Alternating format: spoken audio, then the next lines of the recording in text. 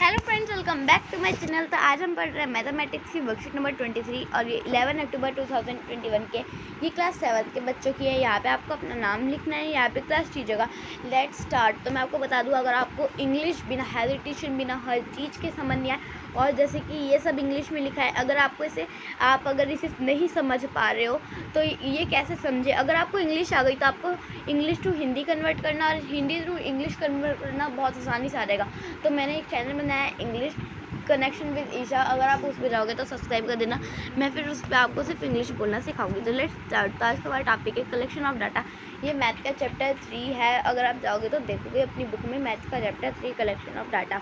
तो पहले एक बार हम कुछ चीज़ें याद कर लेते हैं। The data gives us some kind of information like the maximum and minimum temperature of the entire week, how many children were absent every day of the week, etcetera. Data क्या होता है? डाटा वो होता है जो हमें बहुत सारी इन्फॉर्मेशन देता है। कैसी इन्फॉर्मेशन? पूरे वीक में कितना टेम्परेचर था, मैक्सिमम कौन सा था, मिनिमम कौन सा था, ये एक इन्फॉर्मेशन हो गई। कितने बच्चे हर दिन अब्सेंट रहे पूरे वीक के, ठीक है, और बहुत सारी, ठीक है, ये सब होता है डाटा।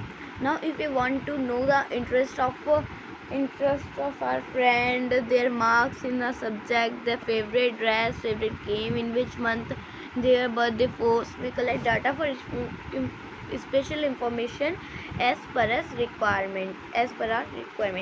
लाइक अगर अब हम चाहते हैं कि अपने फ्रेंड का इंटरेस्ट जाने, उनका फ्रेंड का इंटरेस्ट क्या है, वो क्या करना चाहते हैं, और मतलब उनके मार्क्स कितने आते हैं कितने सब्जेक्ट में, उनका फेवरेट ड्रेस कौन सा है, उनका फेवरेट गेम कौन सा है, उनका बर्थडे कब आता है, ये सब जानना चाहते हैं। तो हम क्या करते हैं, हम डाटा लेते हैं इन स्पेशल इंफॉर्मेशंस के लिए अपनी ज़रूरत के हिसाब से।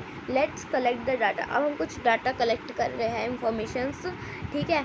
Interact with your friends, relatives और family members to know in which month they like to go out for a outing or short trip. At least 15 or more inputs and complete the following table with the help of this data. Like हमें अपने friends, relatives और family member से क्या करना है, मदद लेनी, interact बोल सकते हैं, मदद लेनी है, उनसे पूछना है कि आप कौन से महीने में बाहर जाना पसंद करते हो, कौन से महीने में शॉर्ट ट्रिप्स, आपको कौन से महीने में छोटी छोटी ट्रिप्स करना पसंद है। आपको कम से कम 15 लोगों से तो पूछना ही है, आपकी मर्ज़ी, वैसे तो एटलीस्ट बोला गया कम से कम, ओके। और आपको ये नीचे दिया हुआ डाटा कंप्लीट करना है, मतलब ये टेबल, इसे डाटा भरना है। यहाँ पे है नेम ऑफ मंथ और name of number of person, name of the month, number of person. यहाँ पे देखो जनवरी, फरवरी, मार्च, अप्रैल, मई, जून, जुलाई, अगस्त, सितंबर, अक्टूबर, नवंबर, दिसंबर। आपने कम से कम 15 लोगों से पूछा। अब 15 के अलग अलग जवाब आए। मेरे को जनवरी में जाना पसंद है, मेरे को मार्च में जाना पसंद है, मेरे को जून में जाना पसंद है, ऐसा है। तो आप क्या करोगे, जितने लोगों के जनवरी में उतना नंबर लिख दोगे। समझो 2 लोगों ने बोला मेरे को जनवरी में जाना पसंद है, तो आप इधर 2 लिख दोगे। समझो 3 लोगों ने बोला मेरे को मार्च में जाना पसंद है, तो आप 3 लिख दोगे। अगर समझो 5 लोगों ने बोला कि मेरे को जून में जाना पसंद है, तो आप 5 लिख दोगे। ऐसे करना है, ओके। तो आपको ये टेबल समझ ही आ गई होगी। अब पहले हम ये वाला कर देते हैं। Rajan writes the time in hours spent in studies daily for a week in a table.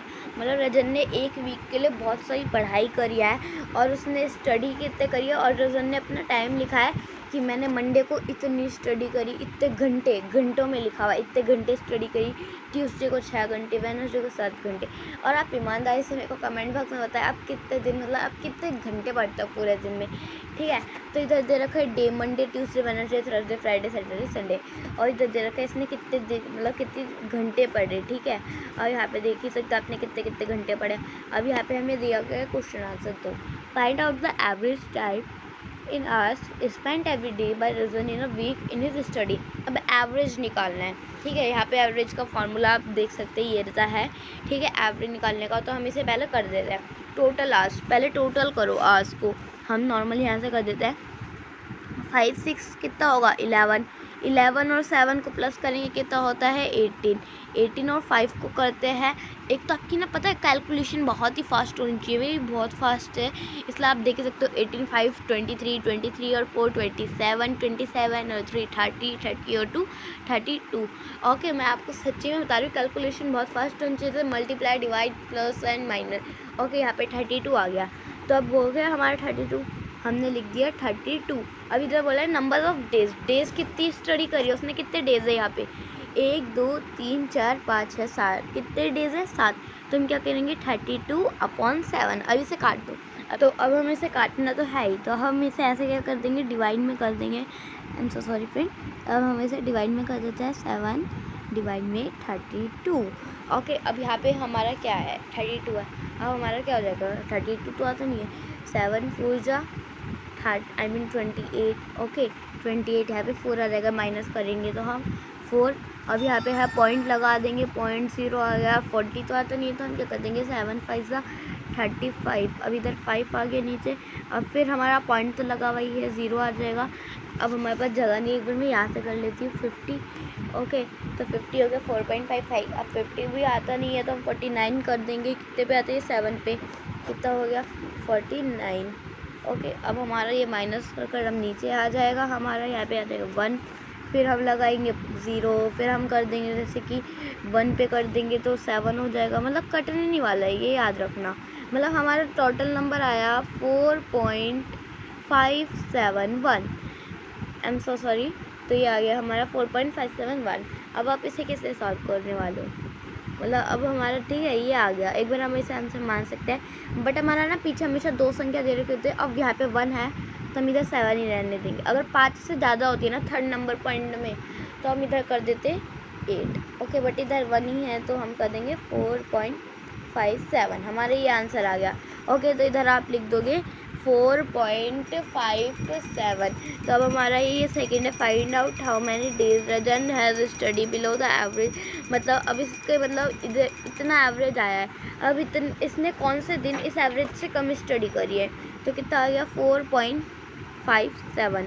Okay अब यहाँ पे आपने देखा मंडे को तो इससे ज़्यादा करी है, 5 घंटे, 6 ज़्यादा हो गया, 7 घंटे ज़्यादा हो गया, 5 ज़्यादा हो गया, 4 3 2 कम हो गया। 4 क्यों कम हो गया, क्योंकि 4.57 था। ओके यहाँ पे सिर्फ ओनली 4 है, तो हम क्या लिख देंगे फ्राइडे सैटरडे और संडे, मतलब इसने 3 दिन कम करिए। ओके आप ये लिख सकते हो। अब हमारा है let's practise the age of 10 teachers in your school in years is as follow.